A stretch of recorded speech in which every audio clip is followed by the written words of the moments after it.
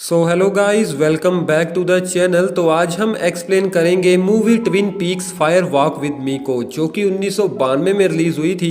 ये कहानी है एक लोरा नाम की लड़की की, जिसके फादर एक बहुत ही बुरे इंसान हैं, क्योंकि वो क्लब में जाकर हुकर्स के साथ इंटीमेट होते थे और उनके साथ गलत रिलेशन भी बनाया करते थे, यहाँ तक कि आखिर में वो लोरा को भी जान से मार डालते हैं। तो चलिए जानते हैं लोरा की पूरी कहानी, लेकिन उससे पहले आप सब लोग वीडियो को एक लाइक जरूर कर दें। कहानी शुरू होती है डीर मीडो प्रोलोग नाम की एक सिटी से। वहां के लोगों को नदी में तैरती हुई एक लाश मिलती है, जिसे प्लास्टिक के रैपर से कवर किया हुआ था। एफबीआई ब्यूरो चीफ गॉर्डन कोल इन सब की जांच करते हैं, जहां पर उन्हें पता चलता है कि इस लड़की का नाम ट्रेसा बैंक्स है। इस केस की पूरी तरह से जांच करने के लिए गॉर्डन अपने स्पेशल एजेंट चेस्टर डिमोंड को बुलाता है। गॉर्डन एजेंट चेस्टर को फोन करता है और उसे ट्रेसा बैंक्स की थोड़ी इन्फॉर्मेशन भी देता है, जिसके बाद वो पोर्टलैंड के एक प्राइवेट एयरपोर्ट पर मिलते हैं, जहां पर गॉर्डन चेस्टर को एजेंट सैम से इंट्रोड्यूस करवाता है, क्योंकि इस केस में एजेंट सैम चेस्टर के साथ रहेगा। इन सब के बाद गॉर्डन उन दोनों से कहता है कि अगर तुम्हें कोई भी परेशानी हुई तो तुम मुझे हमारे फिलाडेल्फिया वाले हेडक्वार्टर में मिल सकते हो, क्योंकि आज रात मैं यहाँ से जा रहा हूँ। जिसके बाद चेस्टर सैम को अपने साथ लेकर वहाँ के local law enforcement self cable के पास चला जाता है, जहां पर चेस्टर की मुलाकात डिप्टी चीफ से होती है, जो कि उसे शेरिफ केबल से मिलने नहीं देता। लेकिन डिप्टी के मना करते हुए भी चेस्टर शेरिफ केबल के रूम के अंदर चला जाता है। जिसके बाद चेस्टर शेरिफ केबल को बताता है कि मैं स्पेशल एफबीआई एजेंट चेस्टर हूं और मैं यहां पर ट्रेसा बैंक्स के केस को इन्वेस्टिगेशन करने आया हूं। जिस बात पर शेरिफ केबल कहता है कि यह हमारी खुद की सिरदर्दी है और मैं नहीं चाहता कि कोई बाहर वाला इसमें इंटरफेयर करे।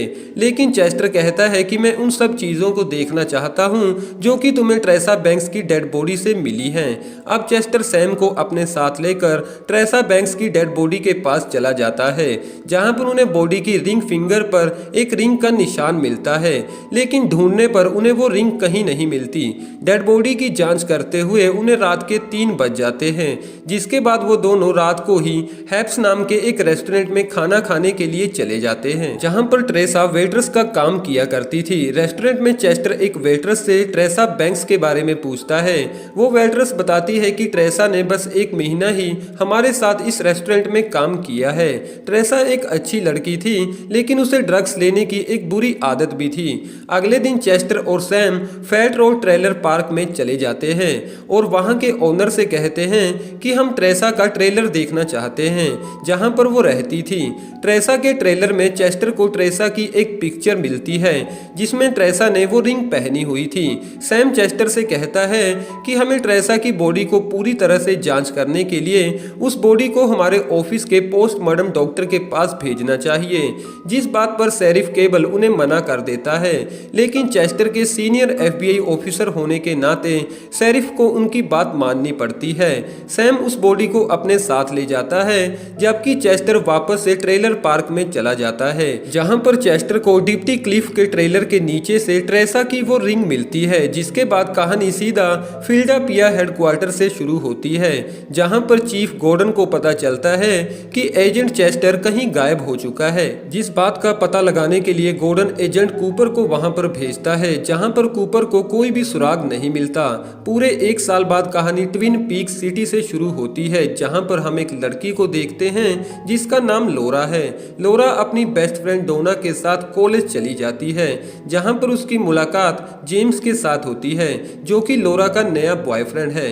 हम आपको बता दें कि लोरा को ड्रग्स लेने की एक बुरी आदत भी है। क्लास के बाद लोरा जेम्स के साथ एक कमरे में इंटीमेट होती है। कॉलेज के वापस आते हुए लोरा की मुलाकात बॉबी से होती है, जो कि उसका पुराना बॉयफ्रेंड है। दरअसल लोरा जेम्स के साथ मिलकर बॉबी को चीट कर रही थी। आगे हम देखते हैं कि लोरा अपने घर चली जाती है, जहां पर वो अपनी सीक्रेट डायरी में कुछ लिखना चाहती थी, लेकिन तभी वो देखती है कि उसकी डायरी में से कुछ पेजेस गायब हैं। ये देखकर लोरा काफी परेशान हो जाती है। अगले दिन लोरा जैसे ही घर वापस आती है तो उसके फादर लीलैंड उसे अपने पास बैठने के लिए बोलते हैं। लीलैंड लोरा से उसकी पढ़ाई के बारे में पूछता है कि तभी लीलैंड की नजर लोरा के नेकलेस पर पड़ती है, तो वो लोरा को डांटते हुए उससे पूछता है कि क्या ये नेकलेस बॉबी ने तुम्हें दिया है या फिर तुम्हारे किसी नए लवर ने। लोरा काफी डर जाती है और अपने कमरे में जाकर रोने लगती है। अगली रात हम देखते हैं कि लोरा कहीं बाहर जाने के लिए तैयार हो रही थी कि तभी वहां पर डोना आ जाती है। लोरा डोना से कहती है कि मैं अभी तुमसे नहीं मिल सकती क्योंकि मैं कहीं बाहर जा रही हूँ। आगे हम देखते हैं कि लोरा रोड हाउस नाम के एक बार में चली जाती है जहां पर डोना भी उसका पीछा कर रही थी। उस बार का बारटेंडर लोरा को काफी अच्छे से जानता था जिसका नाम जैक है। जैक दो अडल्ट लड़कों को लोरा के पास भेज देता है जहां पर हमें पता चलता है कि लोरा भी एक हुकर है। वो दोनों लड़के लोरा के साथ इंटीमेट होना चाहते थे। ये सब कुछ देखकर डोना उनके पास आती है और उनके ग्रुप को ज्वाइन करती है। उन दोनों लड़कों का नाम बक और टॉमी था। जिसके बाद वो चारों जैक को अपने साथ लेकर एक कनेडियन क्लब में चले जाते हैं जहां पर जैक और बक लोरा के साथ इंटीमेट होने लगते हैं। थोड़े टाइम बाद लोरा देखती है कि डोना भी नशे की हालत में टॉमी के साथ इंटीमेट हो रही थी। ये सब कुछ लोरा को बिल्कुल भी अच्छा नहीं लगता तो वो डोना को अपने साथ लेकर डोना के घर चली जाती है और अगली सुबह उससे कहती है कि तुम फिर कभी भी ऐसा कुछ नहीं करोगी क्योंकि मैं नहीं चाहती कि तुम भी मेरी तरह एक हुक्कर बनो। तभी वहां पर लोरा के डैड उसे वापस घर ले जाने के लिए आ जाते हैं। रास्ते में गाड़ी खराब होने की वजह से लोरा के डैड लीलैंड इरिटेट होकर एक फ्लैशबैक में चले जाते हैं जहां पर हम देखते हैं कि लीलैंड ट्रेसा बैंक्स के साथ इंटीमेट हो रहा था। यहां पर हमें पता चलता है कि ट्रेसा बैंक्स भी एक हुक्कर थी। लीलैंड ट्रेसा बैंक्स से कहता है कि मैं तुम लोगों के साथ एक फोरसम करना चाहता हूं जहां पर तुम अपनी बाकी दोस्तों को भी बुला सकती हो। लेकिन यहां पर लीलैंड देखता है कि ट्रेसा ने उसकी बेटी लोरा को भी वहां पर बुलाया हुआ है। यानी कि लीलैंड को पता चल जाता है कि उसकी बेटी लोरा भी एक हुक्कर है। तो लीलैंड वहां से वापस भाग जाता है। फ्लैशबैक से वापस आने के बाद लीलैंड लोरा को अपने साथ लेकर अपने घर वापस आ जाता है। रात को लीलैंड फिर से एक फ्लैशबैक में चला जाता है जहां पर हम देखते हैं कि लीलैंड ट्रेसा को जान से मार रहा था। अगले दिन कॉलेज में लोरा बॉबी से मिलती है। बॉबी लोरा को बताता है कि आज रात एक आदमी हमें बहुत सारे ड्रग देने वाला है जिन्हें लेने के लिए वो दोनों रात को एक जंगल में चले जाते हैं जहां पर हमें पता चलता है कि वो आदमी कोई और नहीं बल्कि डिप्टी क्लिफ है। नशे की हालत में बॉबी डिप्टी क्लिफ को शूट कर देता है तो वो दोनों उसकी लाश को वहीं पर ही छिपा देते हैं।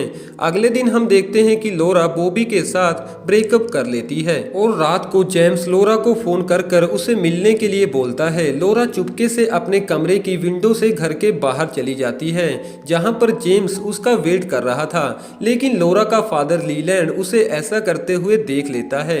आगे हम देखते हैं कि जेम्स और लोरा एक जंगल में चले जाते हैं जहां पर जेम्स लोरा से कहता है कि मैं तुमसे बहुत प्यार करता हूं।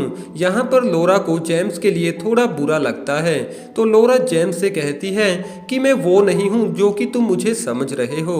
जिसके बाद लोरा रोती हुई वहां से भाग जाती है। थोड़ी दूर जाने के बाद लोरा की मुलाकात फिर से जैक और उसके दोस्तों के साथ होती है।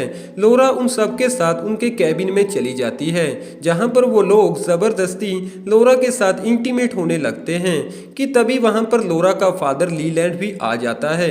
वो जैक को जान से मार देता है जिसे देखकर जैक के बाकी के दोस्त वहां से भाग जाते हैं। अब लीलैंड अपनी बेटी लोरा को भी जान से मार देता है और उसकी बॉडी को भी ट्रेसा की डेड बॉडी की तरह ही एक प्लास्टिक रैपर में कवर करके उसे एक नदी में छोड़ देता है जहां पर हम देखते हैं कि हमारी ये मूवी खत्म हो जाती है। वेल दोस्तों, कैसी लगी आपको ये वाली मूवी? कमेंट द्वारा अपना कीमती सुझाव हमें जरूर दीजिएगा और अभी तक वीडियो को लाइक न किया हो तो वीडियो को एक लाइक जरूर कर दें। और हाँ दोस्तों, ऐसी ही मूवीज के हिंदी में अपडेट्स पाने के लिए आप हमारे चैनल को भी जरूर से सब्सक्राइब कर लें, लेकिन साथ में बेल आइकन को दबाना ना भूलिएगा जिससे कि आपको रेगुलर अपडेट्स मिलते रहेंगे। Thank you.